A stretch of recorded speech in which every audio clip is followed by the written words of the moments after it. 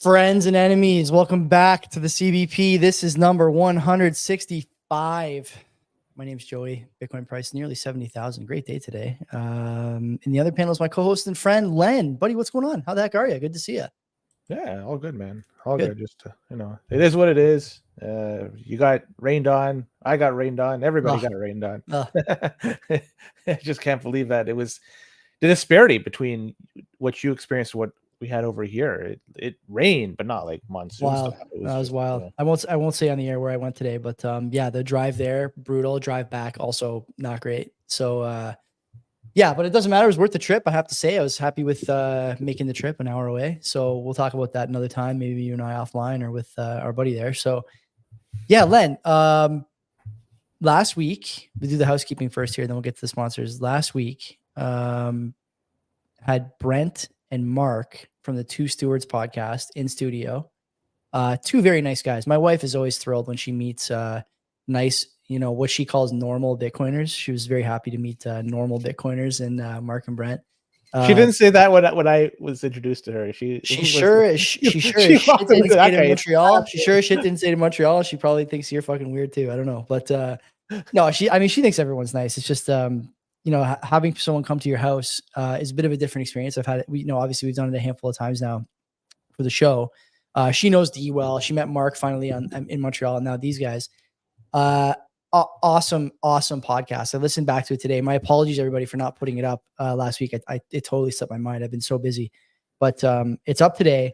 I really enjoyed it. I didn't realize it was almost an hour and a half. It was a long episode, and we talk about a lot of stuff. A lot of stuff about faith and community and Bitcoin, obviously, and some stuff about kids and parenting. Is a really wide-ranging episode that we don't often get to do because as much as we like to pretend otherwise, Bitcoiners oftentimes are very focused on one thing, economics and Bitcoin and whatnot. But these two guys, a wide range of interests and a wide range of experiences. And I told them, Len, people often comment on the candor and rapport that you and I share on the show. And I said to those two guys, two things that keep me coming back to good stewards, or two stewards, I should say.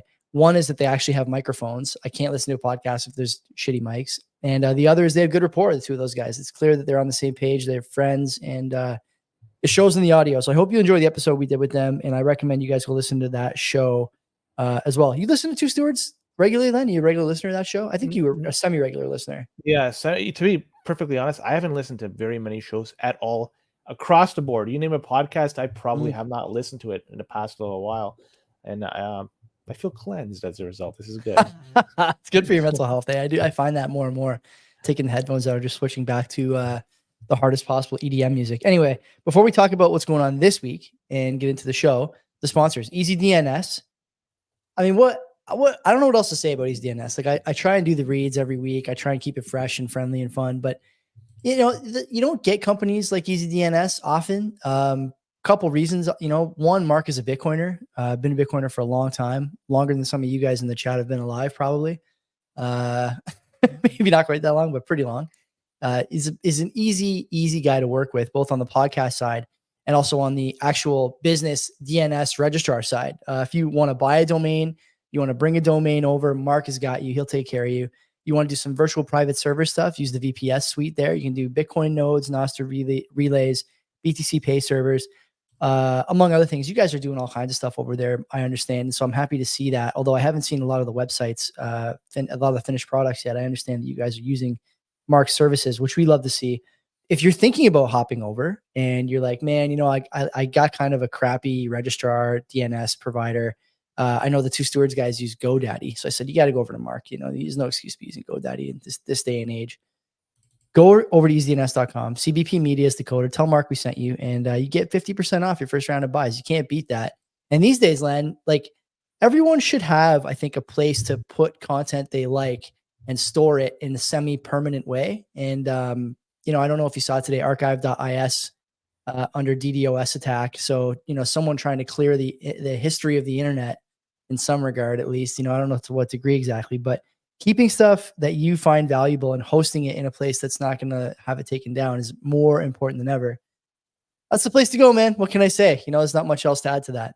Who's the second sponsor? Not GoDaddy. It's Bull Bitcoin. And Bull Bitcoin is a great place to buy and sell your Bitcoin. Joey was mentioning the price was around 70,000. It's been hovering around here for some time, so maybe a good opportunity to sell if you want, but maybe a good opportunity to buy if you want. Either way, you have both options available to you.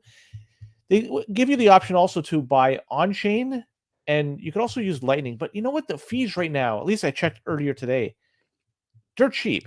It was Yeah. single digits sats per VByte, so I'm not sure why anybody would want to buy through Lightning just yet, but maybe it's your jam, that's fine. But personally, I would suggest just buy through on-chain for at least for the time being, and that way you're covered, and you could, Oh my God, Len, the sats per byte. Oh my God. what is it now? Basement, 9 sats per VByte, high priority.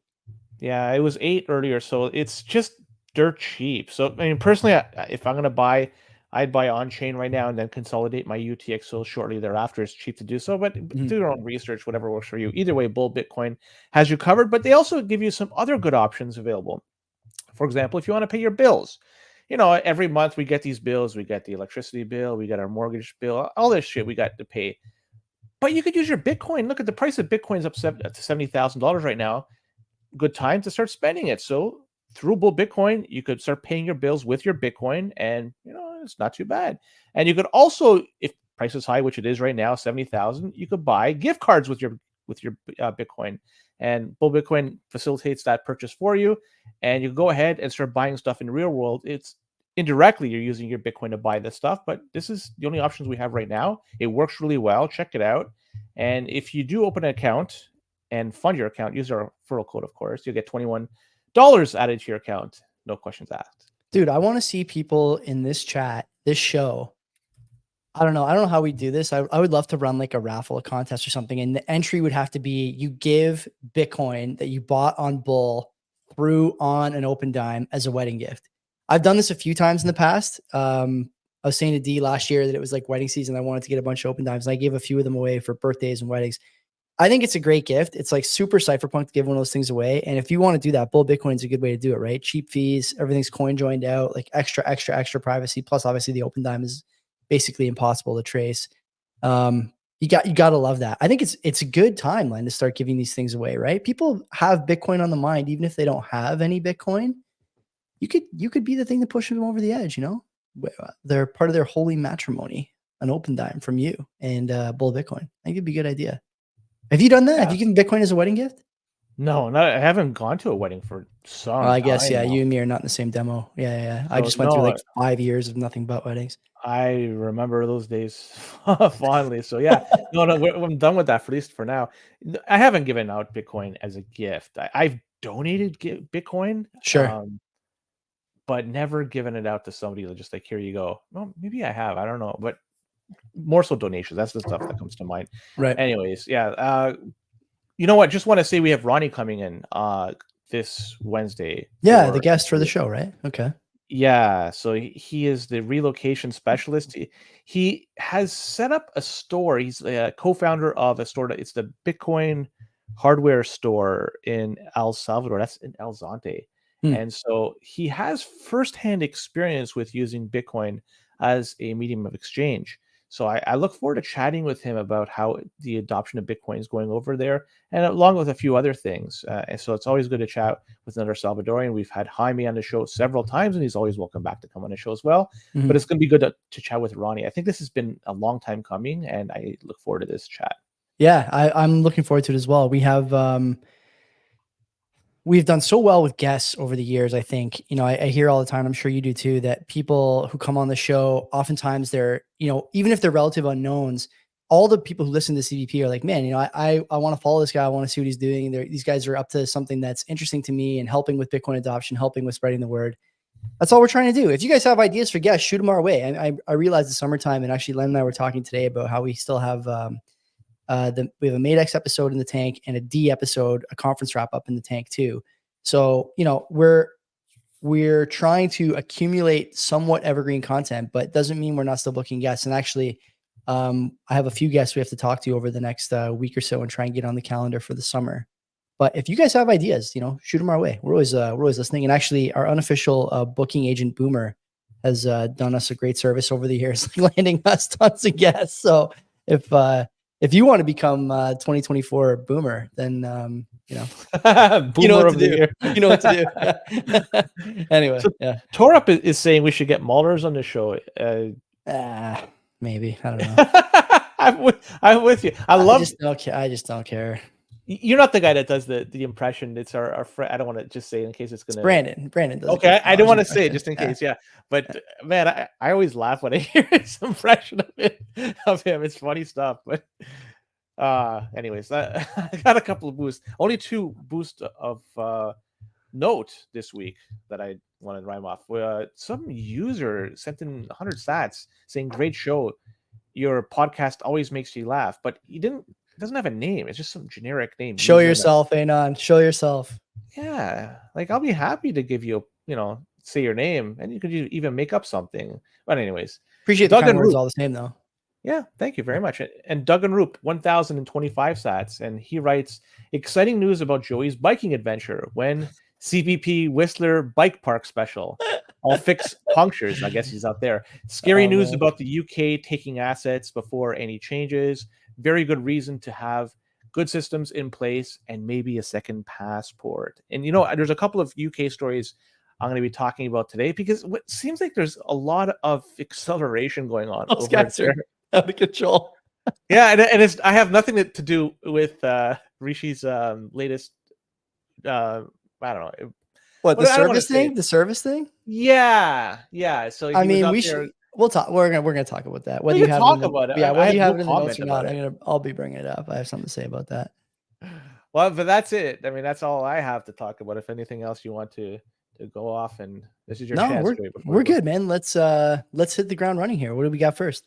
Well, right away we'll talk about, I guess, the biggest news this past week, and I can't wait to hear your thoughts on this because I'll be honest, mine are just pretty neutral at this particular moment. It's Donald J. Trump. And right, this is the biggest thing that happened this past week, right, with respect to Bitcoin. And let's recap what we do know at this particular moment. So the executives, a couple of them, Bitcoin Magazine, have been talking for a while that they have provided or have been providing some advice to the Trump team with respect to Bitcoin. And I like that hat, Joey.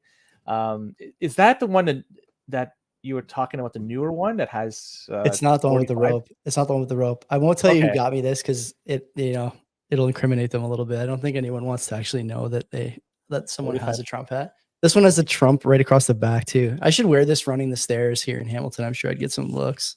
There was a guy running the stairs years ago wearing a Build the Wall shirt. It was great. Anyway, who? Bill Wall? What's his name? No, Build the Wall. Build the Wall. Yeah, Build the Wall. Gotcha. Okay, that's pretty funny. But anyways, so yeah, the magazine folks were at least they were saying that they were providing him with some advice, and they've been doing so and they're talking about it at least for the past weeks, if not longer.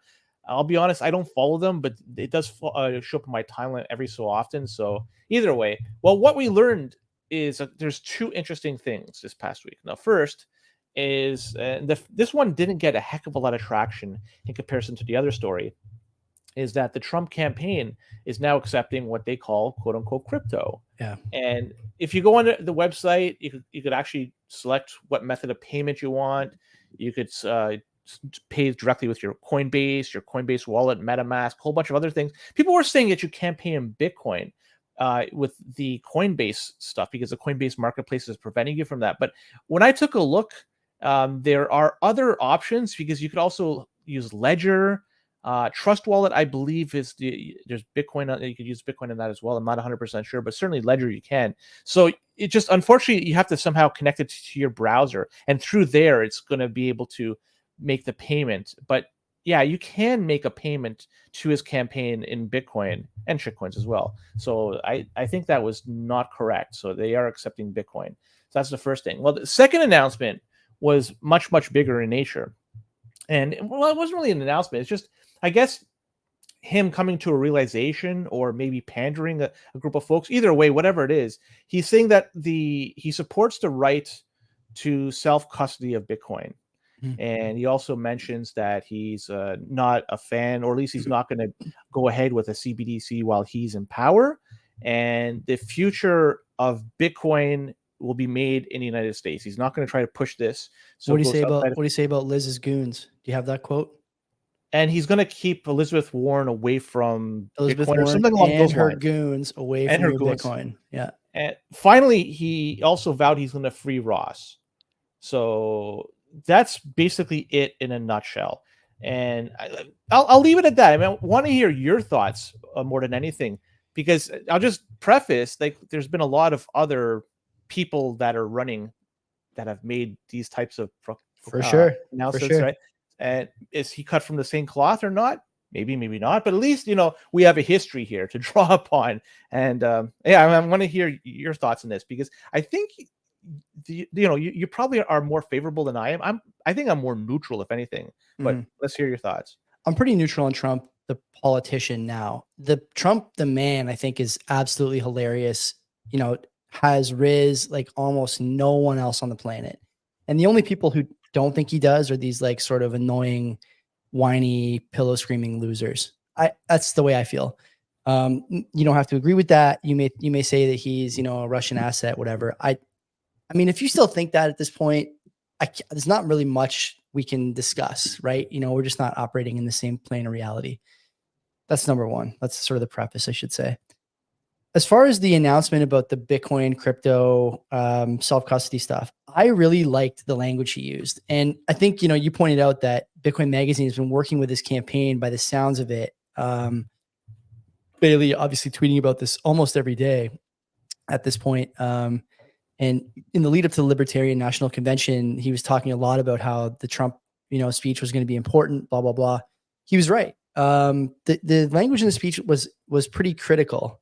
The separation between Bitcoin and crypto, I thought, was important in the speech, although his campaign messaging as far as donations doesn't make a distinction. The speech writing, I think, is probably a little more finely tuned, which tells me that someone in his inner circle is at least reviewing the speech for these little nuances, which I like. The self-custody thing is really key. That's obviously something we've been talking about a lot on this show for the last year.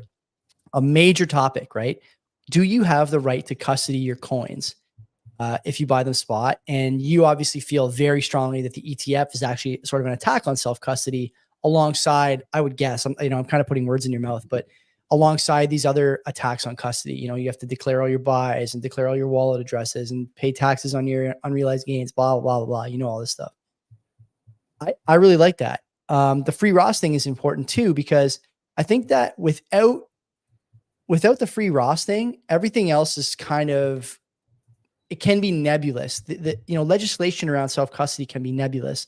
Legislation around whether or not the government can, quote unquote, or Warren and her goons can attack your self-custody or attack Bitcoin or grow Bitcoin as an asset on US shores. These things are nebulous. There's nothing hard and fast there. Saying you're going to free Albrecht on day one is measurable in a real easy sense. Like either he's out or he's not out on day one. And you can make your judgment about Trump based on that. The more important thing to me, Len, is that clearly here, and it's in the title. I know we're going to talk about whether, how the White House feels about this. Maybe we can talk about that next, since I think these dovetail nicely. Bitcoin and crypto, I don't often say that it's important that these things are aligned, but it's important we are aligned here in the candidates that we support. You and I are Canadian, we're not voting, but we have a lot of American listeners and we have a lot of American friends, at least according to Spotify. So I would say that it's important that we are aligned here in terms of who the candidate we choose is. One candidate is clearly less favorable toward crypto and Bitcoin than the other at this point. There is no doubt about that. We will talk about exactly how much less favorable in when we get there, hopefully, like I said, in the next story. But for now, if you had told me, Len, a year ago that this would be the thing that Trump brought up at the Libertarian convention, I would have said, no way. Libertarian is a small percentage of the vote. Usually they get between 3 and 5% of the total vote. That's still pretty significant that he knows he's going to be on every major platform. He knows guys like Tim Pool, Dave Smith have global reach. These guys are on Rogan. They're on Tucker. They're on Patrick Bet-David. They're everywhere. These are the people who speak to the libertarian movement and the conservative movement. For him to come out and say that right up front make no bones about it, talk about CBDCs, talk about self-custody, talk about Albrecht. He is clearly catering to, as Mark, Jeff Fick would call it, he's catering to the crypto capitalist, right? This is what we want to see. We've become a voting bloc in a way that I don't think any of us could have imagined. I would also suggest to you that being between 3 and 5%, or, whatever actually, I shouldn't say that. I think the number that Coinbase gives out is 50 million Americans have, a Bitcoin wallet or a Coinbase account or whatever. 50 million is a lot, but I think, Len, there's a realization here by the government, sitting government and the conservatives who are trying to take the White House, that there's a lot of capital that's about to get way bigger as a piece of the pie over the next 10 years. And you need to have these people on your side, because if you don't, they will make your life incredibly difficult, not only by not voting for you and funding your opponents, but also by leaving and making other governments, El Salvador, great example, look better by comparison. And there's all these things together tell me that there's been a clear shift in the thinking around Bitcoin and Bitcoin holders and crypto holders too, if I'm being honest, over the last, honestly, Len, I think 4 weeks. I think the last 4 weeks have been insane.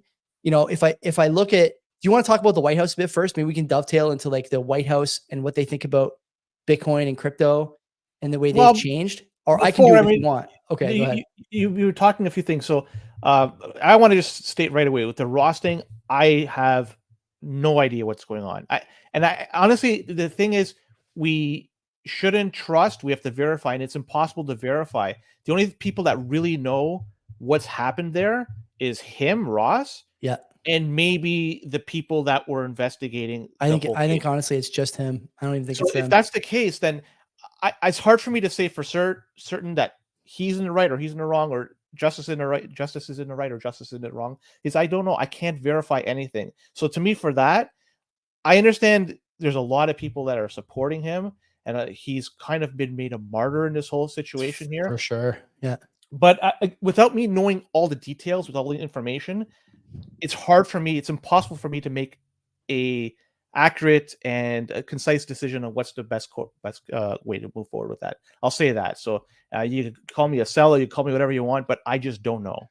That's the reality. I like to have knowledge before I can do anything. Anyways, ETFs. I just want to say quickly. I don't think it's really an attack on Bitcoin. It's just not Bitcoin. It's fiat. It's not. I don't think it's an attack. I think there's like a clear, I think, move to make anything that's not self-custody easier and anything that is self-custody harder. Is that fair to say? If I look across the landscape here, the States, Europe, it looks to me like that's what's happening. We've talked about this before. I mean, I think we agree on that. Maybe. It's hard for me because the reason being, it's a permissionless network, right? One could join, leave, rejoin whenever they want. This is the reality of it. And it's easy to do. Even if somebody puts a barrier, you can still do it. Yeah. I'm looking at stuff like there's a peer-to-peer sharing of files that came after Napster. I forget the name. Torrents. That's it. Yeah.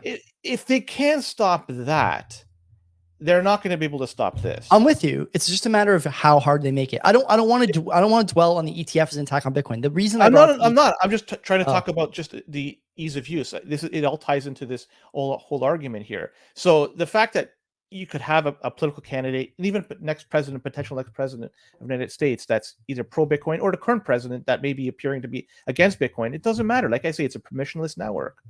If they can't stop those torrents, they can't stop this. This thing, it's left the barn, and that's it. They could close the door, but that fucking horse is just going to keep on running, and that's too bad. Another thing that's interesting from all this, it looks like, because now it was inevitable this was going to become a political issue, right? I didn't think this soon, though. Did you think this soon? No, not this soon, but it was inevitable, right? Like, it's interesting that it's happening now, but it seems now there's a line in the sand that there is between the left wing and the right wing, which is now going to be looking at Bitcoin and be pro-Bitcoin versus the other side, which is not. And it's too bad, because it's probably going to carry over for next election and every election thereafter, because you tend not to flip-flop that much. So it's too bad. It is what it is, but whatever. We'll just deal with it as it comes. The CBDC stuff, I'm curious, does this change? The fact that Donald Trump has said that he's not going to go ahead with the CBDC, under his watch. Does this change your time frame with how Canada's going to have one in less than 5 years. Bill S210 debated today. It's going to pass. It's forced online digital identification verification. Once you have that digital ID, anything is possible. But that's never been my argument. I know, but I think that CBDC is coming here in less than 5 years. Yeah. Over there, I don't know. And by the way, it's easy for Trump to say that. I'm pretty sure Congress just voted against the CBDC too. So it's not like he's, the champion of that move. He may have influenced that vote, but I think it speaks more broadly to this idea that like the White House on this air, like less than a month ago, and many times in the last 3 years, we said the White House hates Bitcoin. They hate mining. They hate all this stuff. Now, clearly, the White House is leaning on Gensler to approve Ethereum ETFs. Someone just stepped down from the the CFTC over difficult working conditions, sexual harassment, all sorts of allegations, gone. Liz Warren is nowhere to be found on any of this Ethereum ETF stuff. And it's clear that the political waves are coming in favor of Bitcoin, Ethereum, all crypto. Like all of a sudden it's happening. And to me, it's like almost inexplicable. We understand the value of these things. Like whether I agree or disagree that each should have an ETF is irrelevant. What I see is suddenly the people who hated you in public 3 weeks ago are now your best friend when it comes to legislation. Suddenly the people who wanted to control money through a CBDC 3 weeks ago all voted against it. Like, I don't know what happened here, except that they changed their mind. Now the cynic. No, there's not. People, they have exposure to certain things, and they want to ensure that their bags get pumped. Well, I think that's part of it, but I also think that they realize that these things are not going away. They can't stop it, like you said. You're right about that. I think the other thing is that they realize these things are going to be worth a lot more over the next decade, and you need to align with these people. The same way in years past, you needed to align with Silicon Valley, and before that, you needed to align with energy or pharma or whatever, because that's where the money was. The money is with us now. I think that's fair to say. Like you need, like pretty soon, you're going to need like Brian Armstrong to be at your fundraising dinners. You're going to need like, David Bailey to be at your fundraising dinners. You're going to need whoever, like whatever ex-Bitcoiner to be at your fundraising dinners. Right. And over here, you're going to start to see that shift too, because that's where the money is. And the only way you can prevent that from happening is to crush the value of Bitcoin. If the US isn't going to do it, then the value is not going to be crushed anywhere. And how could you crush it? That's what I mean. Like, well, our government is trying, I think, right? Directly or indirectly with stuff like making you declare your buys, talking about capital gains inclusions going up. That destroys it destroys at least a little bit the value. No, yes. That just tries to make it operate within the system they want to whatever. Len, that's fine. Len, I think that's Puritan talk. Okay. I'll be honest with you. Go ahead. This is what happens when people can't sell at the value that the thing is actually worth on the ticker. It destroys the value prop in their head. There's more than just KYC Bitcoin. I know that. You know that. I know, but there's no. But people. This is what I was going to mention. I know, next. But people are not people who have tons of Bitcoin. Okay, like there's a couple of subset. We shouldn't go down this road again because we'll be here all night. The point is that the capital is with these people now. It's with our demo, right? It's with our sort of way of thinking. The thing I think that I'm going to have to start to tango with, and you're going to have to start to tango with, is you're going to find yourself in bed with, guys from Ethereum when it comes to voting, and guys from other, and I don't really have a problem with it, honestly. Like I think that it's like they're more aligned with me than almost any other political group is. And so why shouldn't I, I can find common ground with those guys when it comes to ballots. What we do on the network is, a story all our own, and they can do whatever they want on their network. But I think when it comes to voting for politicians who will protect your network, there's some common ground there. Certainly in the States. I just think it's like this is a crazy story, and we're not ready for it because there's been this wedge driven in between Bitcoin and everyone else. Some of it done by Bitcoiners, some of it done by other networks. And now, like, you're looking across the dance floor there, and the next person you dance with, you hated 10 minutes ago. And now it's like you're all wearing the same jersey, at least a little bit, right? like you say, it's for friends and enemies. That's what people Yeah, want to buy. fucking right it is, And man. Fucking right it is. it does in the end right now. It at least the way things are laid out right now, things may change in the future. It really, this is all just political theater. It doesn't matter. It doesn't matter whatever they say. It doesn't matter whatever they do. Like I said, the barn door is open and that horse has left. And there's nothing, they can't crush the price. If they try to do something to crush the price, they'll just make it even more scarce. You're going to want my Bitcoin? You're going to want my KYC free Bitcoin? There's going to be a heck of a price to get that from my hands. And the price is going to go even higher. This is done. It's just, it's inevitable. It's a matter of when, not if. So this thing, that's why when I look at this, when I said initially I'm neutral, because it doesn't matter to me. It doesn't matter what anybody says, as long as we have people working on it, people coding, people developing on it, people willing to run nodes, people willing to mine, people willing to exchange with it, use it as a medium exchange. That's it. And all four of those, the boxes are continually being checked. And that's it. And you can't stop. You want to stop me from running a node? Fuck, it's impossible. It's and I don't even want to explain how it's impossible, but it just is impossible to do so. Because I don't want to get into the technicals of that. And same thing with mining. Fuck, I mean, it's impossible to stop this. So the thing is just going to run, and that's wonderful. It's like you were kind of saying, like the money is here. No, the money is not here. The money is with us. It's not we hold the money. The money has been taken away from the people that controlled it in the past, and now it's everybody is part of the money. Everybody is the money. You run a node, you are the money. You are actively putting your resources and saying, I like this. This is what I want. This is what I believe in money, and this is what I'm going to back. So, and to go back, I mean, I just want to go to the CBDC thing really quick. Sure. I don't care what happens in Canada. I don't care. Well, I mean, I do care what happens in Canada. But it's like it's small potatoes in the grand scheme, I think. Right? Yeah. So when UK, those are all going to be testing grounds. But I've been saying all along, and I'm going to stand by this. And maybe I can be proven wrong, that the United States, they're not going to do a CBDC for a very long time. At least a retail CBDC. There could be a wholesale one, and I'm not going to say that. I checked the box that there's a CBDC. That's not in my opinion. It's going to be retail, and it's got to be rolled out on the mass, not in a pilot project. Right. So it's not going to happen for a very long, just because of the fact that you can't fuck it up. We're talking about the world currency here, the world reserve currency, that you can't go around and have things fucked up. But if Congress says they don't want to do it, and the president says you don't want to do it, this I don't know. I'd love to know the answer. The Federal Reserve claims to be its own entity. Can't they just do it, regardless as if I don't know? Yeah, they can build it. They would have to build it. Yeah, so I think that the language is the Federal Reserve can build it if they want, but implementing it is a different story. Okay.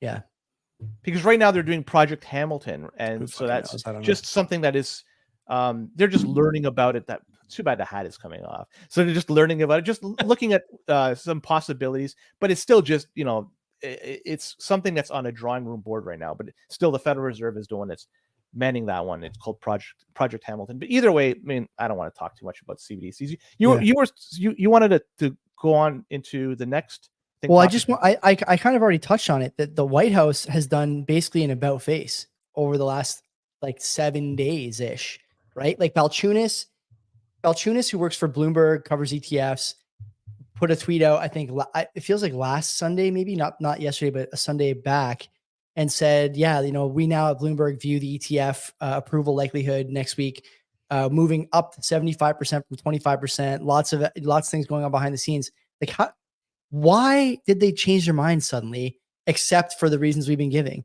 People say like, oh, Ethereum is not it's a commodity, blah, blah, blah. Like, clearly it fails the Howey test. Okay. It fails. So like the only reason this thing could have been approved all of a sudden is because the political winds demand it. Right. And to me, like that's significant, isn't it? Like, it feels to me like there's been a huge shift here in the United States. Meanwhile, countries like Canada, the UK, other EU countries, or I should say EU countries, since the UK is not in the European Union anymore, but it seems to me like they're making things harder on Bitcoin and crypto. And now the US has basically said, nah, we're gonna embrace it. We're gonna give it regulatory framework. You have candidates talking about it. It's a frontline issue in the election. It's an incredible moment in history. And Len, like, I don't know what it was like in the early days of Bitcoin, like pre-2017. Shit, even 2017, I wasn't paying that much attention. But has there been a bigger week for Bitcoin in the mainstream than the last 7 days? I don't know. I honestly don't know. And I realize that the Ethereum ETF is not the Bitcoin ETF, but again, like directionally, you're seeing a clear pivot by a government that has been completely opposed to anything related to Bitcoin in their own policy documents. Stuff about trying to make mining illegal, anti-crypto army, SEC bearing down on ETF products, forcing people into substandard vehicles to invest in Bitcoin, forcing people into high beta like MicroStrategy or Coinbase instead of the spot. Now, they've just completely changed their mind. There's no other explanation except this is a voting issue now. And they want people to know that they're pro Bitcoin, pro crypto. It's incredible. This has been a huge, huge week. And I think it's a week where we won't appreciate the magnitude of it for some time because it's just happening so fast. But you're going to look back on this in a year or 2 years when the price is 150K per Bitcoin, and probably, like, if I'm being honest, it's probably going to be 10,000 or something per Ethereum. God knows what else. Like, we know where they draw the line on other ETFs now. There's no barrier to entry at this point. You're going to look back on this and be like, holy shit, that was the week when we knew for sure that everything had changed and we weren't paying attention or enough. We weren't giving enough credence. But I think you're there now in a big way. And I don't know what else to say about it, except that, like, if you're not exposed to Bitcoin at this point, if you're still one of these people who thinks it's a scam, or you're talking about, like, I have friends who are bright who are like, well, quantum computing can ruin the mining. Like, if these are your arguments, it's time to start buying. It's time to start, not financial advice, but you should have some exposure to this at this point because the winds have clearly changed here. There's no going back from this. I don't think, anyway. I'm curious to hear your thoughts. You got your hand on your chin there, like you're going to say something insightful. No, I'm just curious. With number one, I have a few things that I want to mention. The ETF for Ethereum, Predator was the one that brought this up. I can't believe how I don't understand how that's going to operate within a proof of stake system, because if it's going to be proof of stake where, the more you have, and you stake it, and are they going to be staking with the ETF? I don't know. There's no staking in the ETF. There's no staking in the ETFs. Oh, okay. Yeah. Because think of the possibilities there. It'd be so centralized, and the ability to control the network. Okay, but what I wanted to get at, though, is this is something that for you and I and everybody, I guess, listening and watching the show, the announcement by Trump was massive, right? Yeah. It's because it was having a presidential candidate and, somebody who is quite likely going to be the next president of the United States talking about Bitcoin. This is huge, right? But think about other things that were talked about that were huge amongst other people that never resonated. Never became reality. I know, like for sure. The Mexican wall, for instance. Remember, they're going to put the wall and have Mexico pay for it. I thought he tried to build the wall. And they stopped building it or something. I don't know. I think they started. I mean, the wall was being built, but did Mexico pay a penny? And to the best of my knowledge, no. They did pay. No, you're right. You're right. Yeah. They did pay something along the lines of 1.5 billion for border security, but that was in 2022. That was a couple of years after Trump has left. Mm-hmm. So maybe it could be attributed to the wall, and maybe not. I don't know. But either way, I mean, he also talked about eliminating the debt. And if you look at the debt every year under his power, excluding 2020, because that year the debt went up tremendously, and it was a result of not his policies, but global policies. The debt in the other years, it was, was going up. Like he was spending 5% more than Obama, which is a little less than what you'd expect to see president to president, but still not the promise he made. You're right. Okay, I didn't realize it was 5%. I was just looking at the chart, and it just continued on.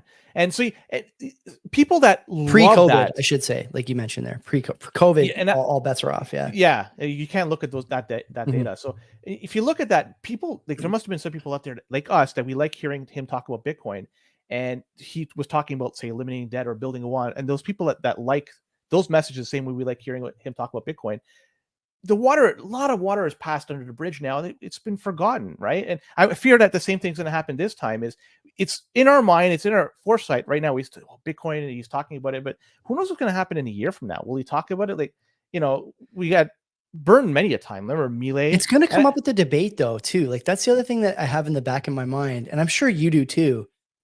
And people listening and watching, like, Len, if Bitcoin is 100K in like, September, October, when these debates are happening and when the elections fever pitch, like how can you not, how can it not be an election issue? Like, I don't know. I don't know how they're going to discuss it. You're going to see whether or not like, the Biden team and the Trump team really understand Bitcoin at that point, because they're going to have to talk about it. They should have to talk about like the trials that fiat has been subjected to over the last, 60 years, 50 years, the trials that, inflationary policies during COVID put on the value of the dollar, all these things, right? I don't know. And I should mention that, tore up in the chat saying politicians placate. We should verify. You're right. And you and I are, we talk about this all the time. You can't. Oh, and I was, because there's Milei, Francis Suarez. Remember him and the Miami Great coin? Hair on that guy. Yeah. Incredible hair. Your buddy, Eric Adams. My buddy. Yeah. Dinner friend. Whoever was responsible for the Central African Republic decision. I don't know the person's name, but that's another one. Jane Castor, if you remember her, she was the Tampa mayor who was going to accept whatever. Now I haven't heard a thing. Then there was also this local dude who bought a shawarma and with Bitcoin and then never talked about it ever again. Right. So like we've had even Wendy Hamilton. Remember when we were a young show, Wendy Hamilton came on the show, and even though like I may not agree with all her policies, I like her. Me too. But she talked about Bitcoin during her campaign, and then but she never was elected. I know, but I still follow her on Twitter. I never say anything about Bitcoin. Like, do you like it or do you not like it? Like that's the thing I don't. That's what I'm curious about. Let's bring it up. She had something. I like her too. I love. Yeah, there was something about her like that. I really liked. Yeah. But either way, I hope she runs again. And me too. I'd like to see her run. Yeah. But yeah, so a lot of this. I mean, I'm just not going to hold my breath. It might be an issue for debates that they'll be talking about in debates, or may not. And you know what? Whatever. You know what? The thing that's really going to make people turn their heads with Bitcoin. What? And if it already hasn't, because it has for a lot of people, but there's still so many more that have to turn their heads. When you see people, early adopters, fucking driving Lambos, and you see people in the mid 20s, 5 years ago who buying fucking driving Lambos, and you see like, I can't believe it's not 100K now. I'm kind of disappointed it isn't 100K now, given the fact that you have these ETFs, and I'm not going to talk about ETFs being good, but it does make number go up, and I can't believe we're not even close to 100K. I thought for sure we'd be there by now, but anyways, that's here nor there. But our buddy Manny Monero today gave me an interesting stat. My phone's on the charger over there, but if you take away all the BRC20 market cap, the price actually should be closer to like 110,000 US. Well, until that is the trade that spot being the spot price. But either way, like that's what's going to make head turns. When you see people that have bought in fucking driving Lambos, and people like, how the fuck does that guy have a Lambo? Oh, he bought into Bitcoin. Let's look into Bitcoin. That's the shit. That's how things come out. Because when people look at and see somebody's life drastically changed for the better as a result of buying in, that's what turns heads. Not all this other stuff.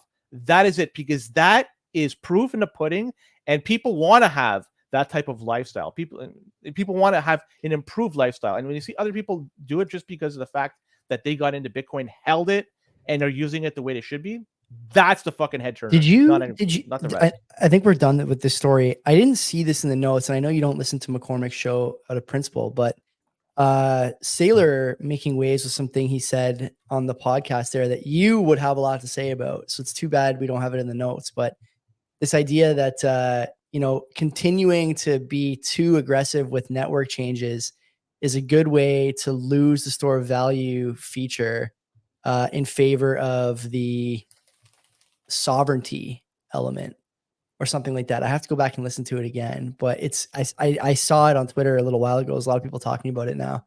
You should listen to that and see what you think. I'd be curious to hear your thoughts. I've heard that clip.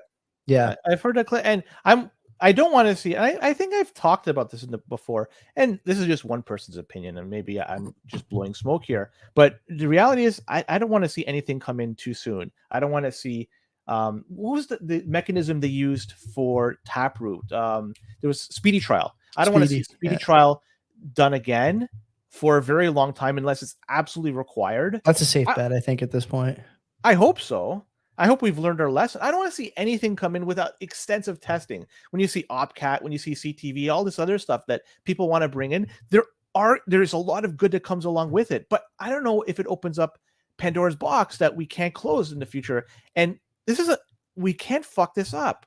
Again, we're talking about modernizing money, and we can't just fuck it up. And there is an issue. There is a massive issue that it doesn't scale the way it is right now. The way it's set up right now, it does not scale to the globe. Every person in the globe, it just doesn't work. That's what they're trying to solve. I get it, but I'm not sure if we should be executing these. Maybe more testing, more looking should be required. Should take maybe years, decades. Do we have that amount of time? I don't know. Yeah, I don't know. I don't know. I mean, we've had the whole ordinals saga gave us at least an insight what happens in a high fee environment. Between that and the BRC20 tokens, I'm gonna just clump them all together. So that shows us what happens when fees are high, and fees could get much higher than that too. So hopefully people have learned from that and have adapted. In my personal opinion, I would suggest try to learn Lightning, and Lightning that you have access to your keys, not that you're relying on something like Wallet of Satoshi where it's just they have it and they could fuck it up for you. But if you could run your own Lightning node, stuff like that, where you have control, that might be the best option. Hopefully you've already learned and you've done that. If not, there's still time to do it. Don't wait until fees are high. Do it now. But I agree with him that we shouldn't be moving too fast, because if we do it, like I said, Pandora's box, if it gets opened up, we're screwed, and everything we've done is all for naught. Yeah, I agree. I'm with you on that. Yeah, I think there will be changes to the network. There almost has to be, but it's man, like important stuff here, especially now when there's going to be a lot of pressure and a lot of eyes looking to make changes and do something, right? That Sailor interview, by the way, a couple of moments on that interview, Len. One in particular I shared with you that I won't repeat on the air. I'd be shocked if the mainstream media doesn't pick up some of the stuff you said. It's in the current sort of zeitgeist, very controversial stuff. Very controversial stuff. He's on MSNBC. He's on Fox. He's on all these different. I'd be super shocked if no one in mainstream picked this up over the next few days, because it goes against the grain right now. At least that's putting it pretty lightly. The stuff he said, that's the kind of stuff that'll get you fired from your C-suite. In any Fortune 500 company, you get terminated. Any Fortune 500. Do you think we'll see what happens to him? Yeah. Do you think he's going to no? I think I think he's fine. I think his board probably agrees with the stuff he said, because he has so much control. Like he has so much ownership. I just think they're so aligned on the important stuff that the social stuff just doesn't matter to them. Did you see that they're going to be added to the Russell 1000? I did. Yeah, I did. I'm surprised they're not already there. I mean, the CBP, they've been knocking under. I still have to file the paperwork, and we got to get on that. Yeah, I'm surprised. We're going to open. I'll file it this week. We'll 1 cent per share. How many shares do you have again? Are we just 1-to-1 split, or are we like 1,000 to 1,000? I forget. I can't remember, but we could. We can always do a stock split and a buyback, can't we? Can we do a stock split and a buyback? Is that allowed? We can do whatever we want, man. We got to call our accountant's hilarious. I'm gonna call him. Be like, and you know what, Steve, help me with this. And it just reminded me of something. I don't want to go back, but the Ethereum ETF. Yeah. And the fact that it's been approved, I'm wondering. You were saying because there's people in power that might have, that might be enriched as a result of all. I don't think that's even the top 5 reasons. I think it's they need the votes. I think they need the votes. I think it's people, but I also think about who was responsible for the creation of Ethereum. Was it JP Morgan? They were involved as a consultant on a handful of things. Yeah, I believe it was JP Morgan. I'm wondering then how much sway they have with all this, with having this approved.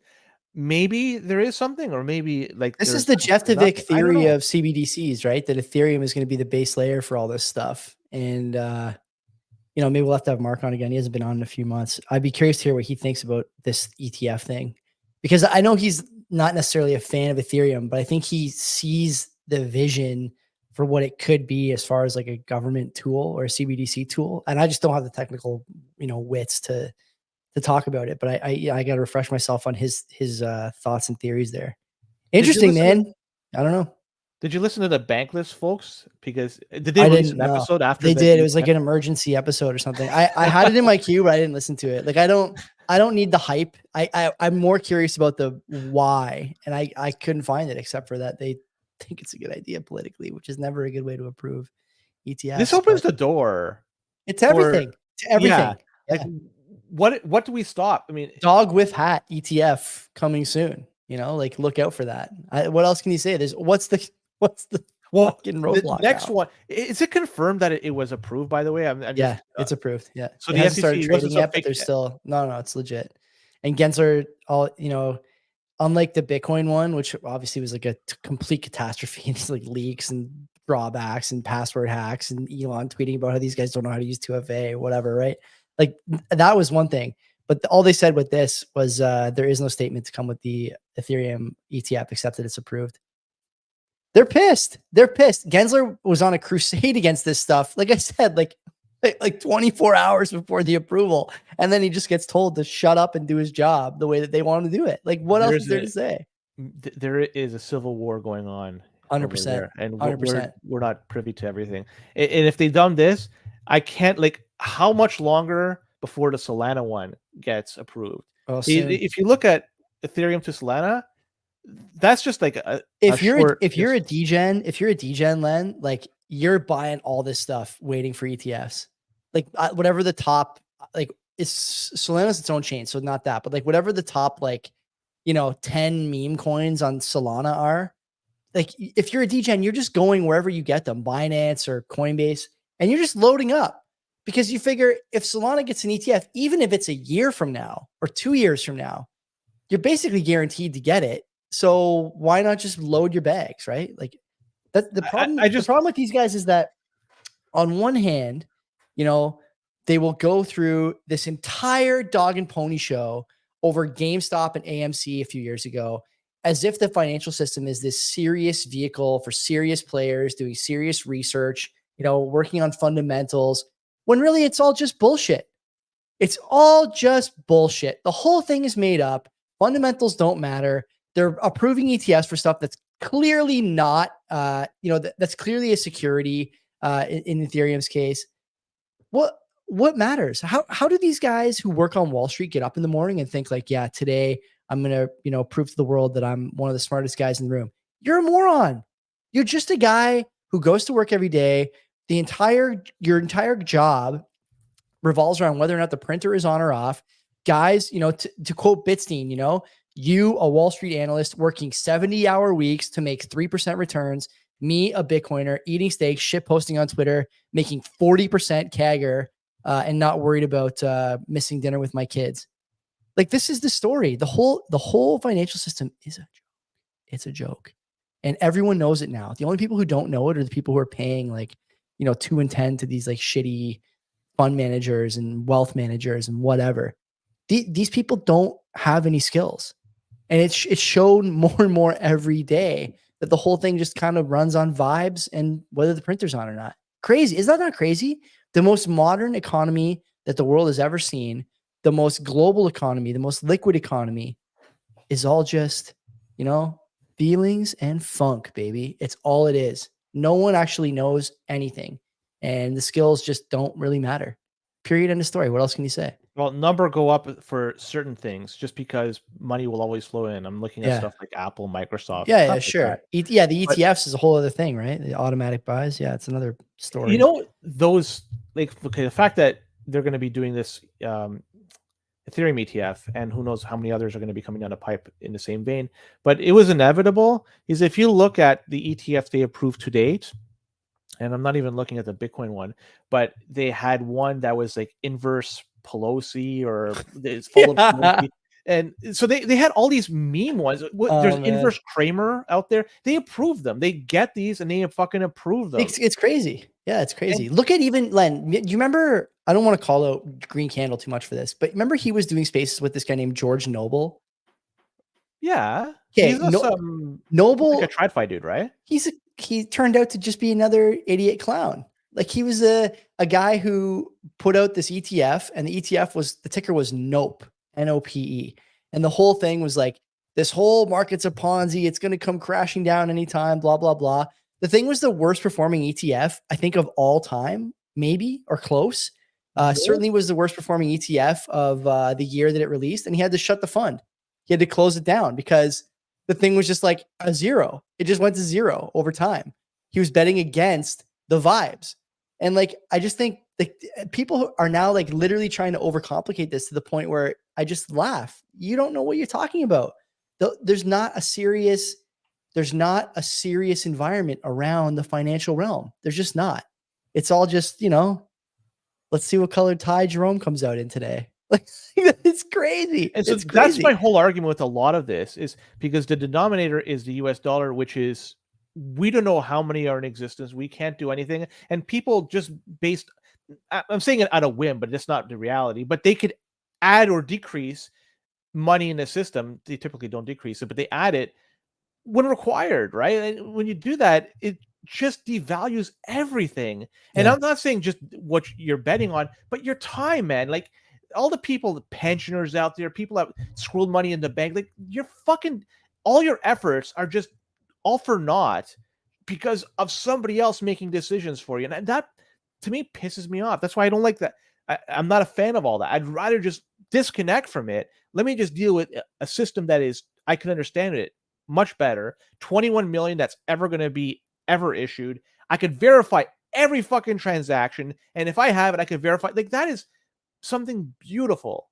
And that's why I'm always going to push for that. Everything else, when I go back to the original story with Trump, that's why I'm neutral. I'm not pro, not for. It's like, whatever. He can say whatever the fuck he wants. To me, it's just political theater. Yeah, I agree. This shit cannot be stopped. And for me, the only thing that really matters to me, everybody's different, is how many sats I have. I don't care about the price. I go for days without looking at the fucking price of Bitcoin. And I even have a block clock behind me, and every fucking turner, I don't even fucking care. The only thing that really matters, it doesn't, because the price could 10x, and it's not going to change my life. I just care is how many fucking sats I have. That's it. And if I have more tomorrow than I have today, I'm fucking happy.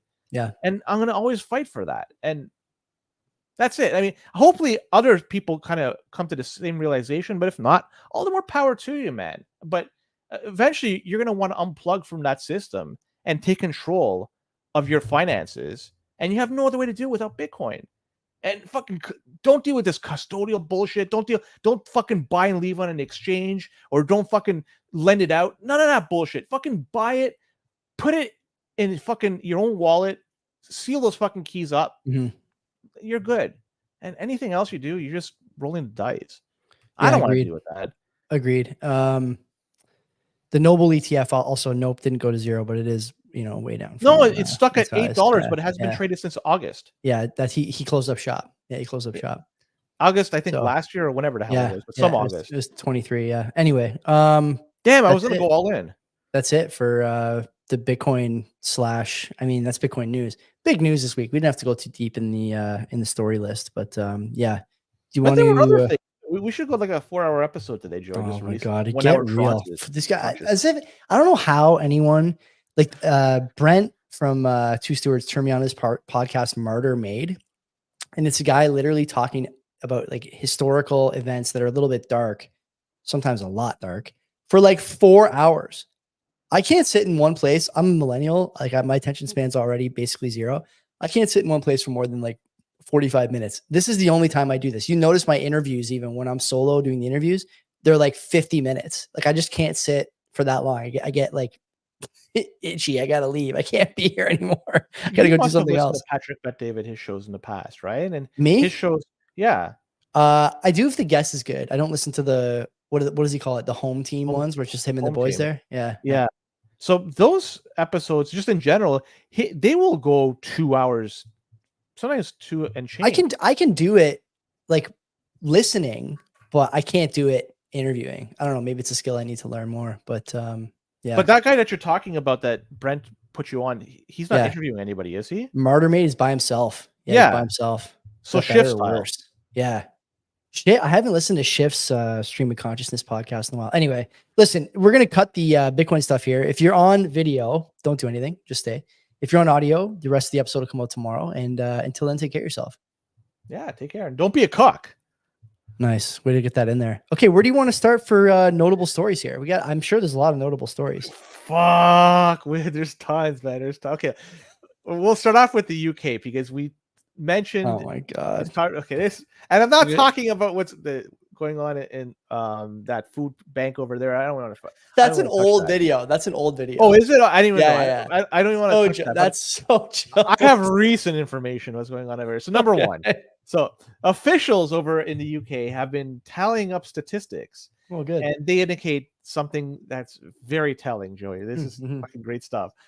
Some 3.1 million males. These are aged between 16 and 64. Almost pretty much everybody. Yeah. But this is just the males. Just the males. So, well, they are 3.1 million, by the way, are either they're out of the workforce by choice.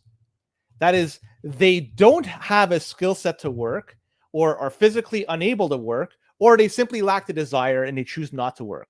3.1 million males between 16 and 64 are not working by choice. Okay. So that to put this in context, that's around 5% of the overall population.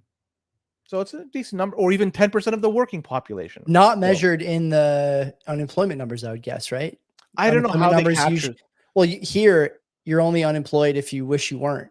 Basically, is how that works, right? I'm pretty sure if you're trying to get a job, you're on the unemployment. And they just move you to a different category. But and going back, this number it's not like this number has just risen so high, but it's been sizable for a long time, even before some virus came into existence. Estimates show that this number was 2.5 million before 2020. So there's a large segment of the male population in the UK that they don't work.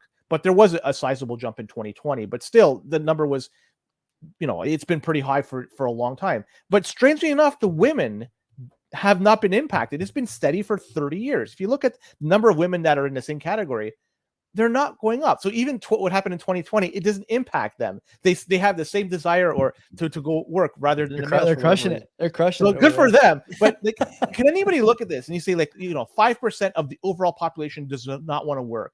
How could this end well, right? Like this puts more added pressure on the people that are working because their tax dollars have to be stretched further to accommodate everybody. And the country needs to operate unless they continue to go to debt, which they do, but that's another topic. But it makes me wonder what's going to happen. Is it going to be a GBI, UBI, something else? I don't know. But man, this is trending in the wrong direction, and it just gets worse and worse. Pretty wild that, what? Listen, I keep on hearing that birth rates are too low. Men are sexless. Have you considered getting a job, sir? Have you considered looking for work, going to the gym, making your bed, as a wise man once said, getting that first early win in the day? I don't know. What are you supposed to say about a story like this? Like, how do you, I can't imagine not getting up and having in your head right away, this is probably not good for my mental health. I don't know. But, I wake up in the morning and the first thing I do is think okay, what tasks do I have to do before I go to the gym? Everything I do is a list of tasks. Here's a task I need to do, another task, another task, another task.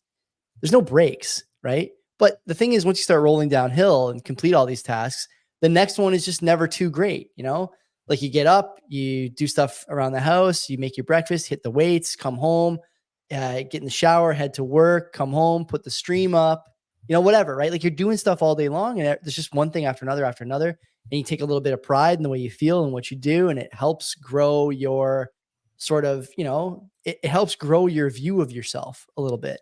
It helps inflate your ego, and you need that ego inflation. If you're being honest with yourself, friends and enemies, you need that ego inflation to, find a partner sometimes.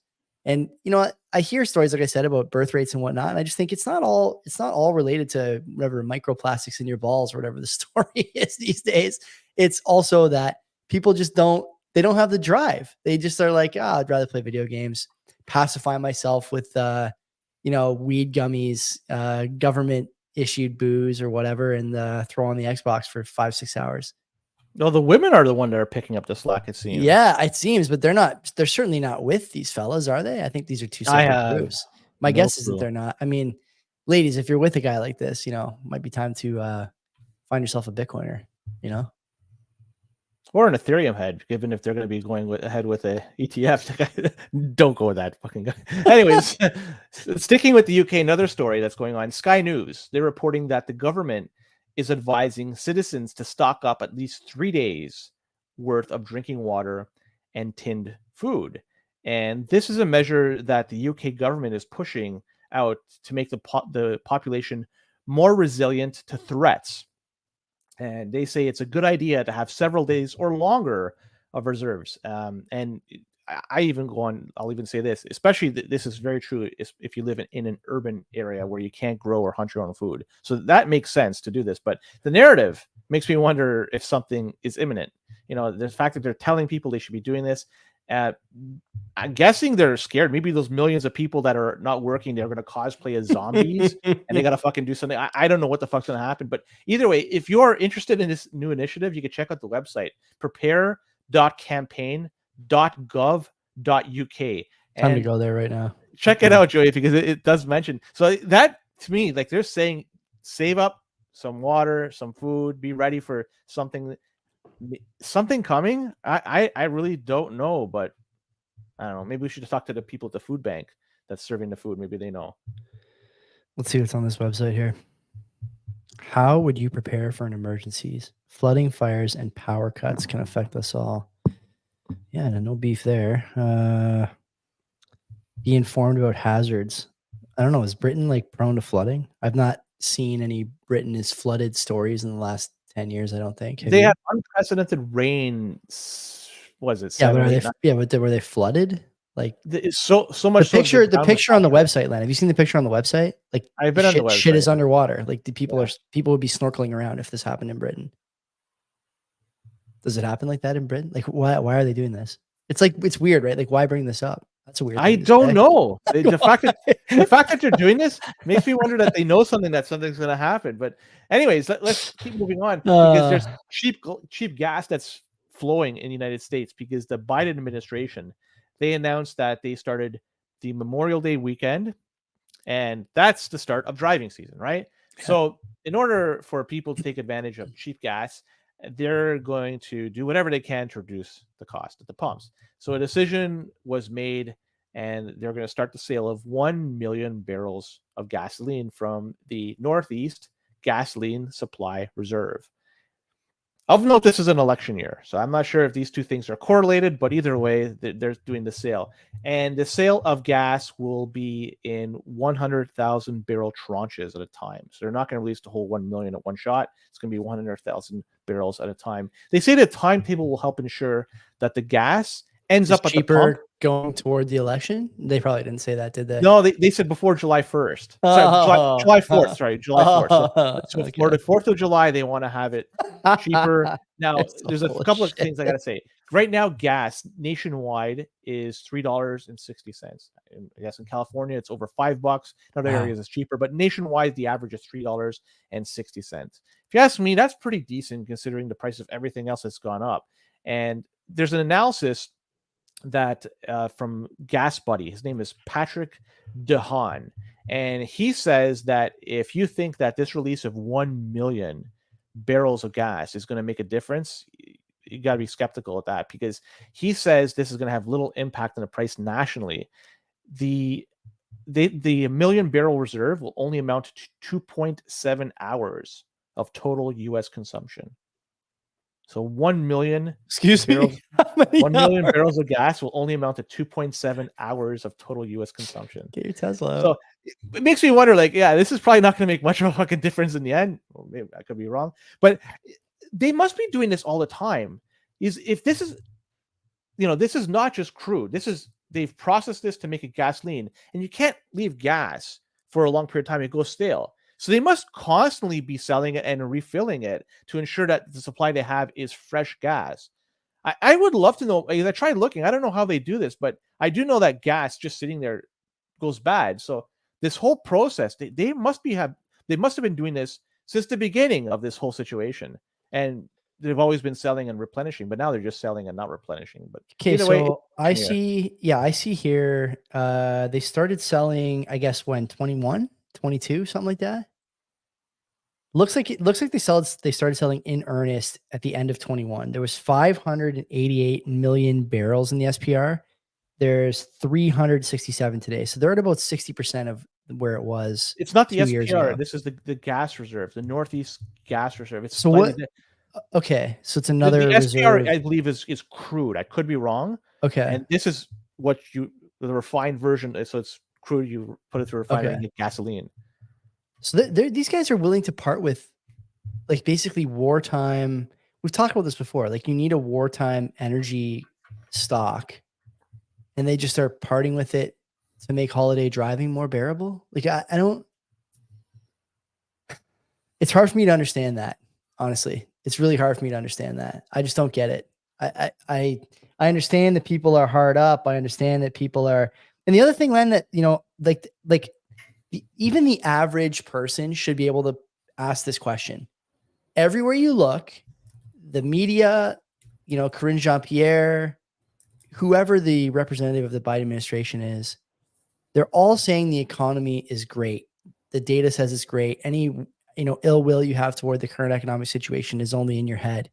And yet they have to release, at the same time the economy is booming and outstanding, and any pain you're feeling is your own fault, they have to release the most important strategic fuel reserve to make holiday driving more affordable. These things don't jive, do they? How are people not asking this question? Like, where's Ducey at the press, in the press room there, asking this question? Like, if things are as good as you say, why do you have to do this? It's an obvious question that most people should be able to put together, but they just can't, right? Like, figure it out, man. This is God. Sometimes when I hear stories about how, like, Americans, Canadians, Europeans, whatever, are like the least literate they've ever been, least capable of critical thinking, least able to understand and piece together like multiple parts of a story or multiple parts of a narrative. God, it just is really convenient that they can't fucking do it, when all you need to do is be able to put this quick 2 and 2 together to ask this question and realize that maybe not everything is as rosy as you're being told, right? And to me, it's like insane that they're not doing this in the press room, but the media is bought and paid for over there. It's ridiculous, no matter how you slice it. They have their overlords. They have to make sure that they're happy, right? For sure. All right, independent RFK Jr. He's trying to win over, I think, the Wall Street Bets crowd. The apes together strong. This guy's nuts. It's his brainworm, right? Is it the brainworm? Oh, that's the problem. It's gotta be, because he's announced that he's purchased around $24,000 worth of GameStop shares. Is it GameStonk? GameStop. Yeah, it's GameStonk shares. That's what he ended up buying, $24,000 worth. And he's doing this to lend his support to what he calls the retail rebellion. And he's playing into what he calls to enact aggressive Wall Street reforms. That's what he's trying to achieve if he ever becomes president. And I get what he's trying to do, right? Like, what he's trying to support, and raising awareness about the shenanigans that go on in Wall Street. I get it, right? Retail investors or traders, they get fucked over in the end. But I cannot help but think this reeks of desperation. And I'm talking about RFK Jr.'s decision here, and it's not me trying to try it like a feeble dunk on RFK Jr. It's just, I'm calling it what it is. Remember when he was at the Bitcoin and Name Only conference last year, and the very next day or 2 days after, I was talking about, I was poking holes in his argument, in his statement. People were out there saying it was a iconic statement, and people were all, but like right away I fucking poked holes, and I still will poke holes in his argument. Oh, don't slam the desk. Don't slam the desk. I will do it to the fucking until my hand turns blue. And so, but back to the GameStop stuff. He's trying to reach out, it looks like, and attract a significant or a small segment of the population that are probably disgruntled with the whole system, and likely they probably won't cast their vote. So this may be, in terms of trying to get those people on board, I get it. But the question I have is, why hasn't he been vocal up to this point, right? It's retail trading being fucked over. It's not like it just happened this year. This GameStop happened. They fucking made a movie out of this 3 years ago. What is he to talk about it? So, like, granted, I don't follow his campaign. Maybe he has been talking about this all this time. But you know what? If he hasn't, I'm calling bullshit here. And he's just, following the latest thing that he finds on X or on Reddit. Follow that, and I'm gonna try to get some support as a result. But you know what? I don't buy it. It's fucking desperation in my opinion. But we'll see what happens. It's too bad because I really wanted us to get the first TRT president. Would have been great to have this guy just doing shirtless, bench press reps in the White House. All the stuff you said is great, but ultimately it doesn't matter. Okay. No one cares about anything you just said. The most important piece of this storyline is how cringe the poster is. Let's have a look. People on video are going to enjoy this. Let's just take a look here at what we see. What are the elements of greatness? We have apes together strong in the Planet of the Apes font. Okay. Cringe. You think that's bad though? Let's zoom in here. Kennedy with the bald eagle, the American bird. But Len, what about what's going on in the background? Is that an ape with a bald eagle perched? This is one of the greatest posters of all time. Wait, zoom in. Is he wearing a armband or something? That ape? Like, what is that? You sure? Yeah. Is that signifying something, or does it say something? I don't know. I think this has to be like a Planet of the Apes clip ripoff or something. Like, where else are you going to get a picture like that? That ape looks strangely man-like too, like he's got like a sort of human glare. I think Dr. Zayas. I don't know who approved this, but like this is like a fucking, mushroom fever dream. Basically, like if you go to the Joshua tree and blast, what is that thing everybody takes the ayahuasca. You go on an ayahuasca journey. Like this is what you see right before you come back to reality. Like RFK, an eagle and a monkey holding an eagle. They're talking to you about the apes and like, holy fuck. I got to get a copy of this and put it up in the podcast studio. I need it. There's never been a better poster than that. There's never been. That's one of the best things I've ever seen. Can you top that? Can anybody top that? No one's even talking about it. They're talking about how cringe the text is. Apes together strong, like his tweet. Who cares about the tweet? Look at the graphic. That's one of the best things I've ever seen, man. We got to get. You think he's going to get a decent amount of the vote? Because the last third-party candidate that made a dent was Ross Perot. 9%, right? I think. Sorry? Was it 9% Perot? Was it? That's enough, but that's damn good for a third-party candidate. Yeah. Do you think that he'll be able to replicate that same type of success or even exceed that? No, I don't think so. I think he's very controversial. I think the other problem is that this is like pure sort of conjecture, speculation on my part, but my vibe is that the people who will come out to vote for RFK wouldn't have voted for a Republican or Democrat otherwise. And so it's not really going to affect the outcome of the election. I do think that if it did, it would be negative for Trump. No one's choosing between like Biden and RFK. I don't think they're choosing between Trump and RFK, if I had to guess. Which is funny because he was originally running. He was trying to. Yeah. But, given his, his heritage, like his family, makes sense. But it's just funny that let's move on, because electric cars. It's a good topic. It's a good story I want to bring up, and we've talked about this many, many times on the show. I mean, not in depth. We've mentioned it many times. With respect to electric cars, the taxes that are collected from gas and diesel, right? That is used primarily to improve or keep up the roads. And that is not collected when you have an electric car, when you simply plug it in. I guess they could charge these type of taxes if you use a charging station, but primarily people, they charge at home. So it's very difficult to collect charges given the current state. So this is such a problem that even California is now facing because there's a sizable number of people over there that have already ditched internal combustion engine cars and went to EVs. And they're paying right now $8 billion annually for road maintenance. And they're not able to collect taxes from gas and diesel, and it's causing them a problem. So they come up to one solution, and that is, this is really interesting, Joey. It's really notable. It sounds like it's supposed to be pretty notable in here. Notable. It gets really good because they're going to be charging drivers 3 cents a mile to drive their car. and they have rolled out. Come on, no way. No, and it gets better than this, Joey. So they've rolled out this pilot program and to test this out. So participants who sign up with this will either use a transponder or take a picture of their odometer. Holy and Christ. those, and you're asking, like, why would you want to do this? You're going Who's going to sign up? Yeah. Well, apparently they're dangling up to $400 that could be given to people that do it. So there's some incentive. But this is something I found interesting because I did a Google search and I just typed in Google. I'm not trying to fucking cherry pick. I put cost per mile EV versus internal combustion engine car in California. I want to know what's the cost of running internal combustion versus EV in California. First link I clicked. It was a Reddit article, 4 months old, relatively recent, and it talks about the Kia Iconic 6. This is a mid-sized EV.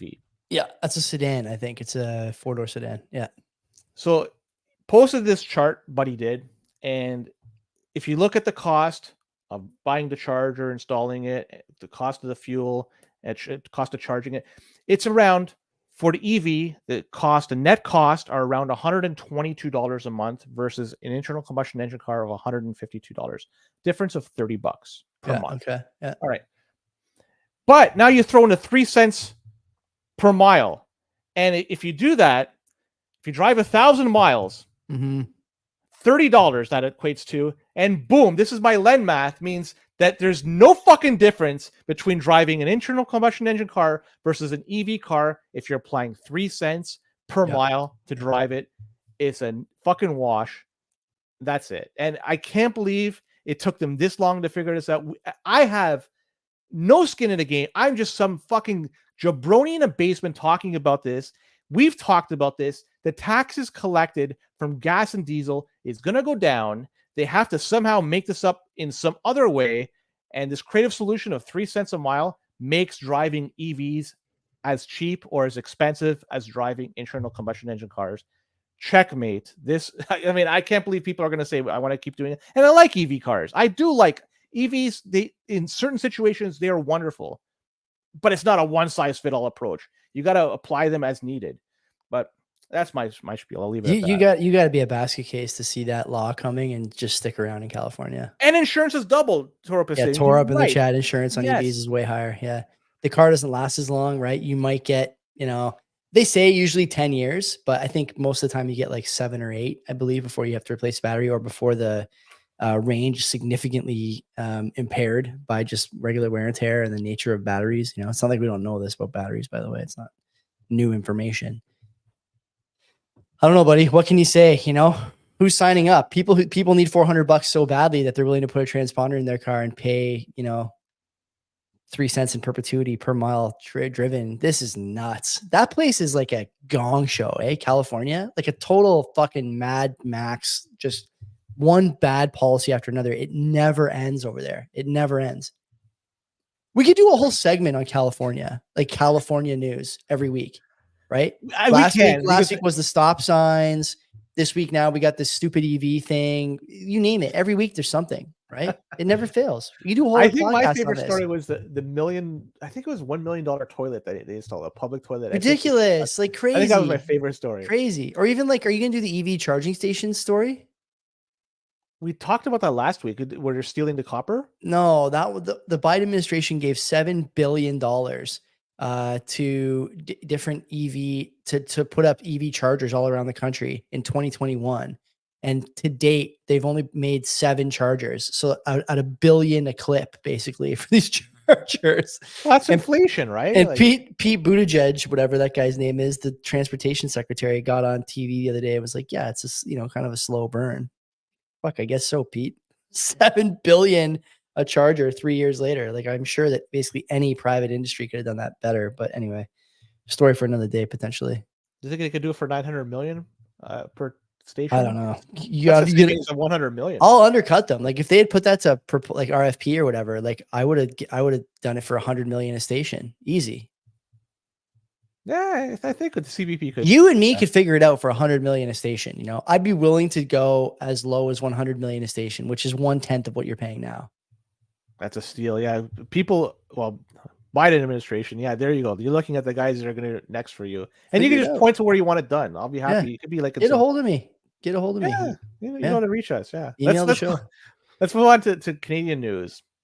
Got a few stories here, and StatsCan came out with some information from April inflation numbers. Inflation has cooled for the month of April, and it came in at 2.7%, and this is down from 2.9% in March. So it's trending in, I guess, the right direction.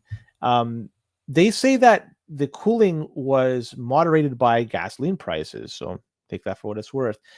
Grocery prices have also slowed down to 1.4% over the year, and this was led by slower growth in meat prices. So I'm not sure. Meat prices, they're slowing down in terms of the rate of change.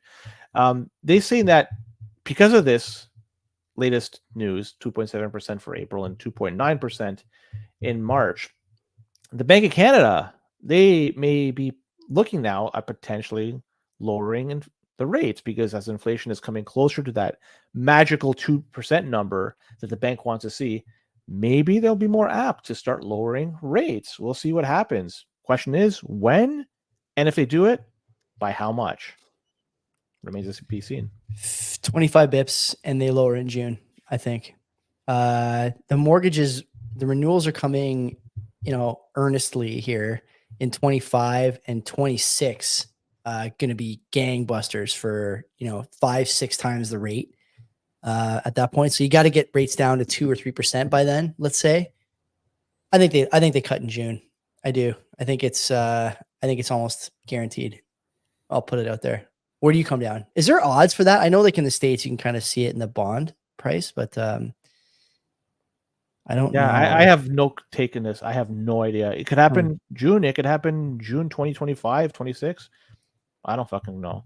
I've been so disconnected from that. All I care about is how many sats I have.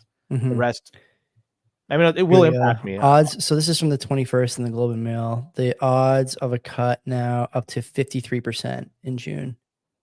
I don't know. What's that mean? 53. How do you come to that? Like that exactly? It's not like 50-50. No, it's 53%. Well, it's priced in based on the there's a way to do it. We'd have to ask SB, who's due for an appearance actually on this program. But I'd be curious how they price that. I'm not exactly sure, but that's pretty high. It hasn't been that high in a long time, and there's a lot of moving parts. We won't say exactly what the moving parts are, but there's reasons you would cut. I think the data, like I said before, leaves something to be desired, and oftentimes it is part of a broader effort to create a narrative around how the economy is doing.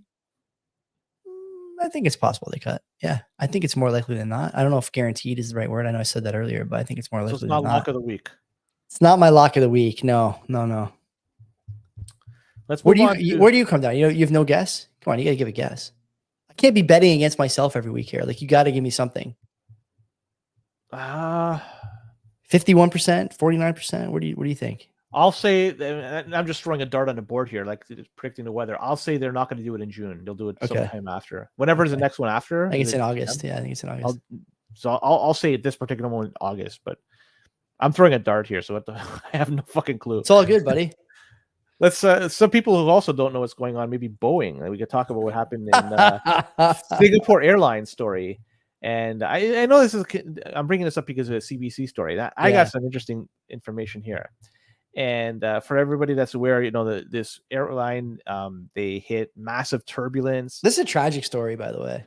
Because one person died, many people injured. It dropped several thousand feet within seconds. I guess that's what they were. The guy died of a heart attack, right? He was an elderly fella and died of a heart attack. I can't say that I wouldn't have a heart attack either. I've been on commuter flights from Toronto to Ottawa a few times, and they're turbulent flights. Like I freak out in the air. I'm not a good flyer. I can just imagine. I'd be praying. My God. Anyway, go ahead. You should watch Alive. What is that? That was a movie and it was based on a book and off a true story. It was I think Uruguayan rugby team, and they were flying between Argentina and Chile, and it's a mountain range in between it. So in order to go from point A to point B, they had to fly south and around the mountain and go north. Well, I think it was the co-pilot, which was inexperienced, was flying at the time, and he did it, but he turned north too quickly, so he was in the mountain range. And so what happened is they clipped the mountain, and a number of people ended up surviving. And so what they did, they were stuck at a very high altitude, cold weather, and they made do with what they can. There was cannibalism in order for them to because they had very little supplies. So excuse me, this is a movie you are recommending to me? Sorry, think about it. So yeah, man, if you're a bad flyer, this would be awesome to check it out. But so they resulted to cannibalism, and in the end, some people were saved because they went on this trek to the over the mountains. A few of the people were able to just to get away from the people eating them. Yeah, no, they went there and then got help to come back. Oh, okay, great. Interesting. So it was like a month or 2 month ordeal or something that they were gone for like quite a while. So I got to be honest with you, Len. This is not on my list here. I don't think alive, man. It was yeah, man. And even the Simpsons made fun of it. I'll send you the clip on that. It was pretty funny. But I don't want to. It wasn't a funny story. Anyways, Singapore Airlines. Yeah, one person died, many people injured. CBC is trying to get to the bottom of this. Like, what happened? What's causing all this? Shit like that. And they say that this is for the article they penned. Climate change is making turbulence worse. And they say, although deaths are still rare, experts say that the turbulence, it's all a result or could be a result of climate change. And to better understand this trend, the last turbulence death in a commercial flight was in 2009. And then before that was 1997. So doing the math, 97 to 2009, 12 years, 2009 to this year, 15 years. So you look at the chart, man, I mean, if I'm drawing a graph, it's getting better, right? Like there's less people dying due to turbulence over the past 30 years almost. So it's just interesting because they even post these graphs. This is from Yahoo News. They're even saying that 2024 had fewer air incidences, few air accidents than the average year. So they're trying to pen that even with all this Boeing stuff that's going on, that it's still it's safer to fly. So you have this one argument that the people that they're working on over there at Boeing, they're doing a wonderful job and there's fewer air accidents. And you have this other side saying that these fucking air accidents are caused by turbulence from climate change. You can't have it both ways. It's either things are going bad and turbulence is getting worse and people are getting hurt. It's because of climate change, or it's the opposite. Things are getting better. There's less accidents in the air as a result of just everything being better. I don't know. So you have the Boeing people saying we're doing a good job, and you have the climate change people saying that this is causing all this bullshit. It's funny to see that they're opposite ends of the spectrum. But anyways, in the grand scheme of things, US, they're saying, is having a more or less a normal year with respect to air incidences. That's it. Even with all this stuff with Boeing, it's still like, I think it may be somewhat blown out of proportion, but so the only one that's died in the past 15 years as a result of. So Boeing's not having a good quarter, really, right? Like Pete Buttigieg also on TV, going back to Mayor Pete there, talking about how climate change is causing turbulence. I don't know what to say. You got tore up in the chat saying it's, the plans from the 70s. Boeing obviously under some pressure because of DEI, hiring and staffing. Then there's videos of staff at airports just chucking shit around as far as luggage. That's been like that for a long time. That's not a recent phenomenon. I know. But the thing is, like, when it becomes more common than not, or when it crosses some threshold, when carelessness and lack of pride hits some threshold, you get deaths. And this, one of our friends, I won't say who, is basically of the opinion that, like, there's a time coming here where it's going to just be too dangerous to fly. Like it's going to be, it's still going to be a very small percentage chance something goes wrong, but it's just not going to be a chance you're willing to take. Right. And it's weird. Like the thing that we've talked about before, and, I've heard this other places too, and it's a touchy subject, but we have to at least consider it. When you have a population that's like, by the stats, sort of like least literate ever, least willing to work, least able to focus, least able to do all these things, you're going to get at some point people who are incompetent, holding jobs that require competency that's greater than what they're capable of. And when you get to a certain threshold where that's the situation in the employment market, what do you think happens? You know, you see it at like Tim Hortons here in Canada. Quite frankly, people can't take the order properly. They don't know how to make the coffee. They fuck up the donut. McDonald's famously, everyone's got to check in at the drive-through window before they leave if there's salsa in the bag. Like that's sort of the first step. But then you start getting to things like QC or luggage or mechanics or pilots or engineers or,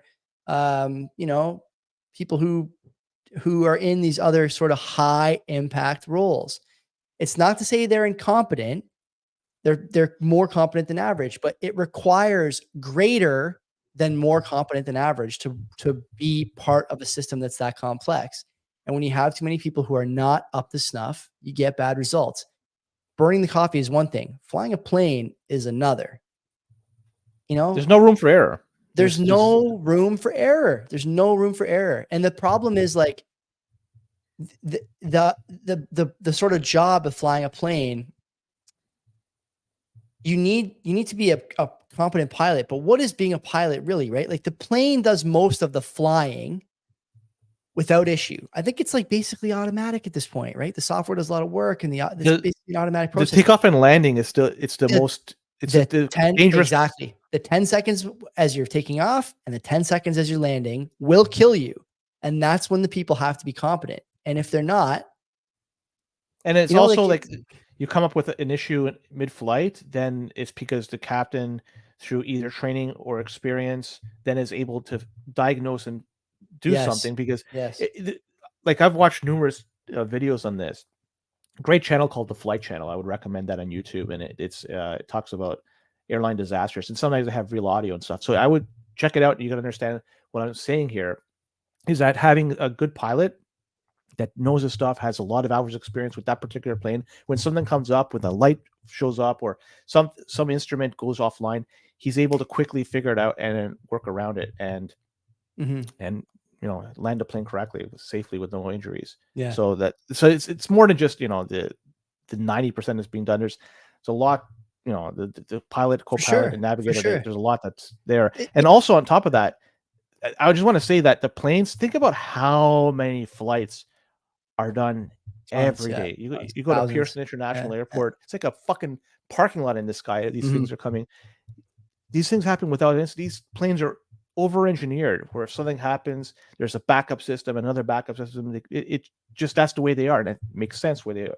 It's incredible that there's very few incidences. That's why they go through all these checks, pre-flight checks, and everything is inspected beforehand.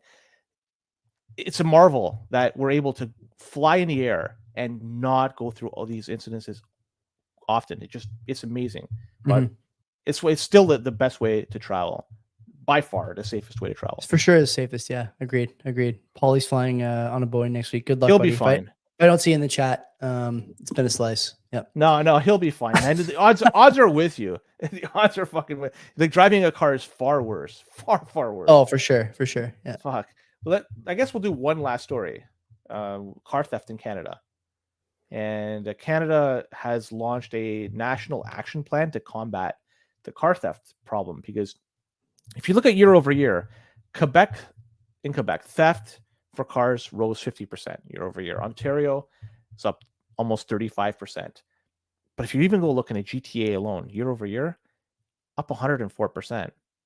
That's a lot of fucking cars being stolen. So the Attorney General of Canada came out and said they're going to be looking to add new offenses that are going to be targeting auto theft that is linked to violence and organized crimes. And they're going to be proposing these new offenses that are going to be targeting the ringleaders of carjacking gangs. And of note, they'll also be looking at those who launder money that's garnered through the organized crime. So I'm wondering if there's going to be Bitcoin that's going to be talked through all this. I'm just wondering if that's the case, but just me thinking on the side. But either way, one of the plans that they have is normally when they apprehend an individual, they close the bank accounts for them because they will have to launch an investigation. They didn't want anything going in and out of the account, but they're actually thinking about keeping the bank accounts open longer rather than simply just closing them after they apprehend them. Why? Is that way, if there's any transactions after, they could track and trace where the money is going to and from. And maybe that could be the root of the problem, and they could try apprehending those people. So yeah, they're looking at creative ways to find the root of the problem and to try to figure out what's going on, and maybe they could get this car theft problem under control. But we'll see. They know the issues there. They're working on it, but until then, I suggest drive a beater. That's the only way to go. I'm going to show you a tweet here. It came out during the show that I was saving about auto theft. You make of this what you will. For the people on audio, report. PO Regional Police recover stolen vehicles and lay charges in major auto theft case valued at $33.2 million. More than half of the suspects were already on release for auto theft charges. I'm not going to say anything about the picture on the screen, but if you're on video, you look at that. Why are the 5 guys there not showing any picture? No idea. But Len, like, one of the youth, I can see why, but I don't know what we're talking about here. Like, these guys are out on bail, and again, like, I'm just not going to say anything about what's on the screen right now, except that it is worth looking at the tweet. It's on the 6Buzz TV Twitter feed, 6ix Buzz TV, all one word. You make of this what you will, okay? But when people talk about some of the problems in the country, this is like a pretty nice snapshot of what they're talking about. Pretty nice snapshot. That's all I'll say. That's it, Joey. Yeah, that's all I have to say. I guess that's all you have to say. I think we're done. Great show. Great show today. Yep. Well done. Looking forward to your interview on Wednesday. The rest of you guys, thank you for coming as always. We appreciate your time, your support, all that good stuff. And until we talk to you next, take care of yourselves. And don't be a cock.